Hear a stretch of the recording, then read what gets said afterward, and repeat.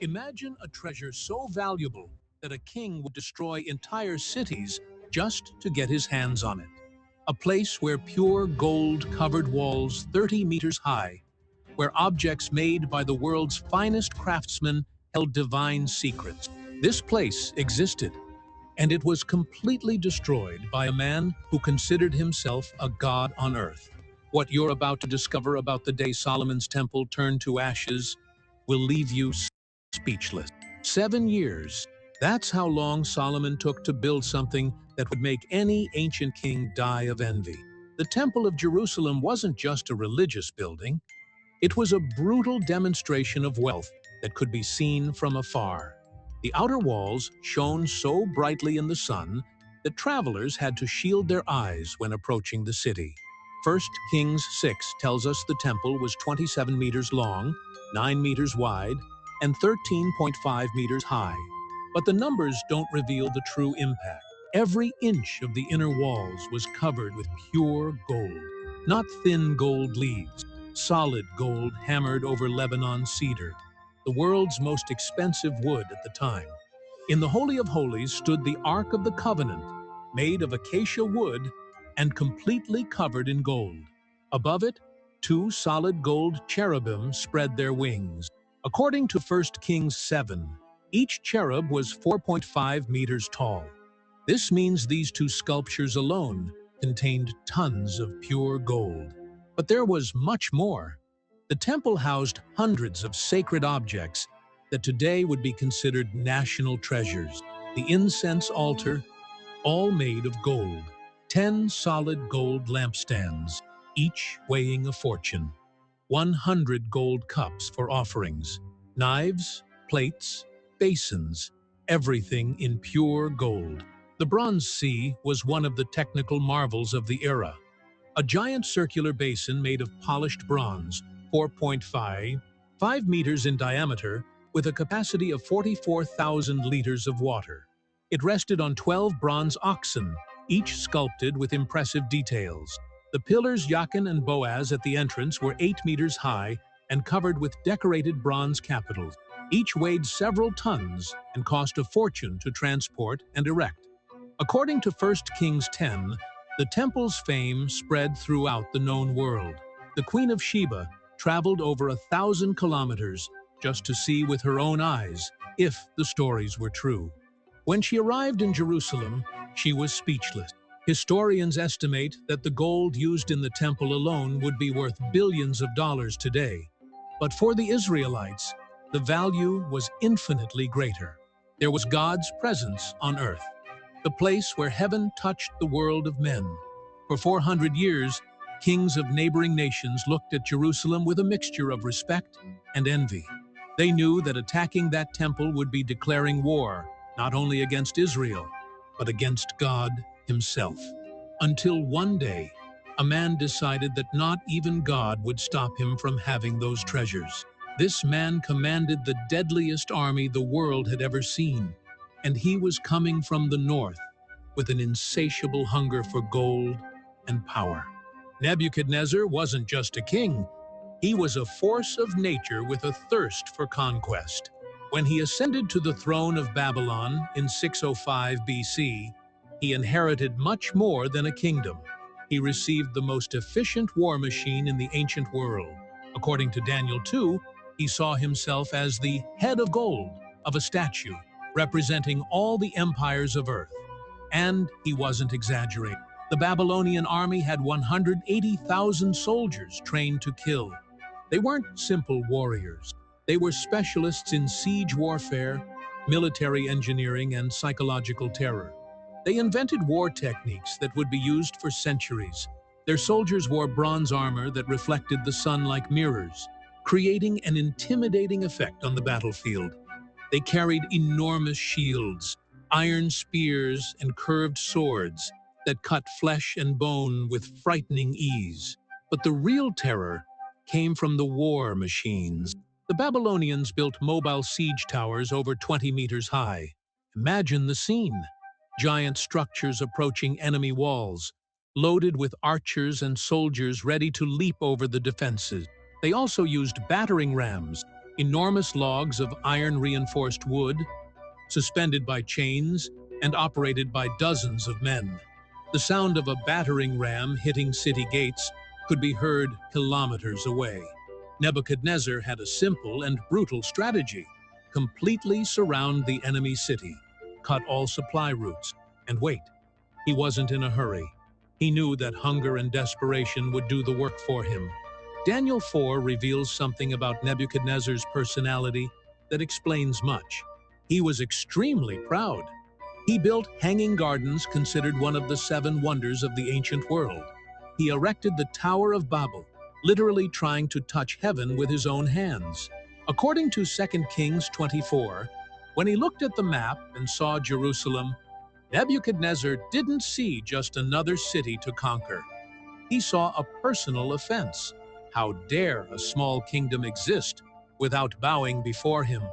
Worse still, the Israelites claimed to serve a God who was greater than all Babylonian gods. This was unacceptable for a man who considered himself divine. Nebuchadnezzar had conquered Egypt, crushed Assyria, and dominated all Middle Eastern trade routes. Powerful kings trembled at hearing his name. Entire cities surrendered before his army even came close. But Jerusalem was different. It had something no other city possessed: divine protection. For centuries, armies tried to conquer it and failed. The walls seemed indestructible, and the people had unshakable faith that God would always protect them. It was exactly this kind of challenge that made Nebuchadnezzar's eyes gleam with excitement. In 605 BC, he received detailed reports about Jerusalem. His spies described the temple's riches, the strength of the walls, and the people's confidence. The more he heard, the more his ambition grew. Jeremiah 25 records that God had decided to use Nebuchadnezzar as an instrument of judgment. But the Babylonian king didn't know this. He thought he was just expanding his empire by his own will. What he didn't imagine was that his first visit to Jerusalem would be just the beginning of a war that would last decades and change history forever. 3 years of humiliation were enough for Jehoiakim to completely lose his patience. Every time Babylonian collectors arrived in Jerusalem demanding tributes, the king felt his blood boil. Gold that should be decorating the temple was ending up in Nebuchadnezzar's coffers. Talented young men who should be serving Judah were becoming employees of the enemy empire. 2 Kings 24:1 records the turning point. Jehoiakim was subject to him for 3 years. Then he turned and rebelled against him. It seems like a simple decision, but it was the death sentence of an entire kingdom. Jehoiakim believed Egypt's promises. Pharaoh's messengers arrived secretly offering military support if Judah declared independence. Nebuchadnezzar is busy with revolts in the north, they said. It's the perfect time to break the chains. The king summoned his advisors for an emergency meeting. The discussion lasted hours. Some warned that challenging Babylon would be suicide. Others argued that national honor was worth more than life. Jeremiah 27:8 records that the prophet begged Jehoiakim not to commit this madness. The nation and kingdom that will not serve Nebuchadnezzar, king of Babylon, and will not put their neck under the yoke of the king of Babylon, I will punish with sword, famine, and pestilence. Jehoiakim ignored the warning. The rebellion began symbolically.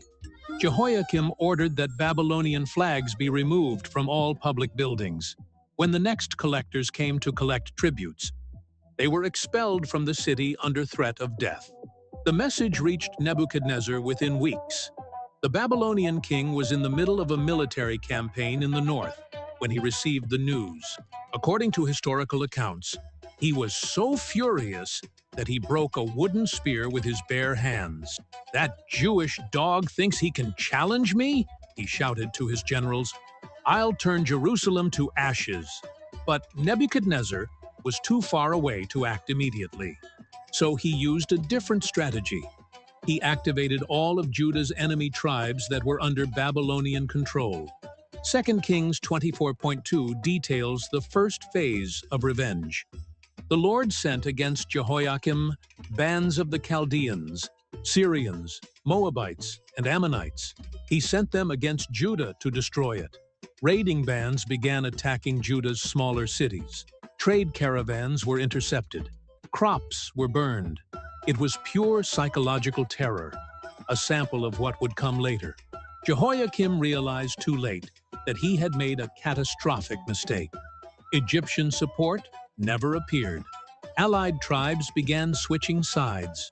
Jerusalem was alone against the most powerful empire on earth. In 598 BC, after organizing his troops, Nebuchadnezzar began the final march toward Jerusalem. This time, he wasn't coming to negotiate. He was coming to destroy. Jehoiakim died before seeing the result of his rebellion. Some say he was assassinated by his own desperate nobles trying to avoid catastrophe. Jeremiah 22:19 prophesied that he would be buried with the burial of a donkey, dragged and cast out beyond the gates of Jerusalem. His son Jehoiachin, only 18 years old, inherited a kingdom in flames and an implacable enemy marching toward the capital. If you believe God uses even our mistakes to fulfill his purposes, comment, "God has control of everything." The siege that followed would last 30 months and transform Jerusalem into a true hell on earth. Jehoiachin looked from atop the walls and saw something no king should see: the entire horizon covered with enemy tents. It was January 597 BC, and Nebuchadnezzar had arrived with everything. 2 Kings 25:11 marks the beginning of the nightmare. In the 9th year of his reign, in the 10th month, on the 10th day of the month, Nebuchadnezzar, king of Babylon, came with all his army against Jerusalem and encamped against it. The Babylonian army wasn't just large, it was a perfectly organized siege machine. They built a wall around all of Jerusalem, turning the city into a giant prison. No one entered, no one left. The first weeks were of silent tension.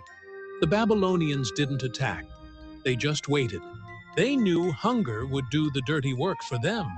Jehoiachin tried one last diplomatic card. According to 2 Kings 24:12, 3 months after the siege began, he left the city with his mother, his servants, and his princes to surrender personally to Nebuchadnezzar. It was a fatal mistake. Nebuchadnezzar accepted the surrender, but showed no mercy. He took Jehoiachin as prisoner to Babylon, along with 10,000 inhabitants of Jerusalem's elite, craftsmen, soldiers, nobles. 2 Kings 24:14 is clear. None remained except the poorest people of the land. But the humiliation was just beginning. Nebuchadnezzar placed Zedekiah, Jehoiachin's uncle, as puppet king. It was a deliberate provocation. He chose someone weak and easily manipulated to govern Judah's rubble. Zedekiah swore eternal loyalty to Babylon. He promised to pay tribute without complaint. He guaranteed that Judah would never rebel again. For 8 years, he kept his word. But in 588 BC, pressured by nationalist advisors and empty promises from Egypt, Zedekiah made the same mistake as Jehoiakim. According to 2 Kings 25:1, Nebuchadnezzar returned to Jerusalem in January 588 BC. This time, there was no more room for mercy. He had been deceived twice by the same kingdom. Patience had run out. The second siege was much worse than the first. It lasted 30 complete months, 2.5 years of slow agony. Jeremiah 52:6 describes the horror.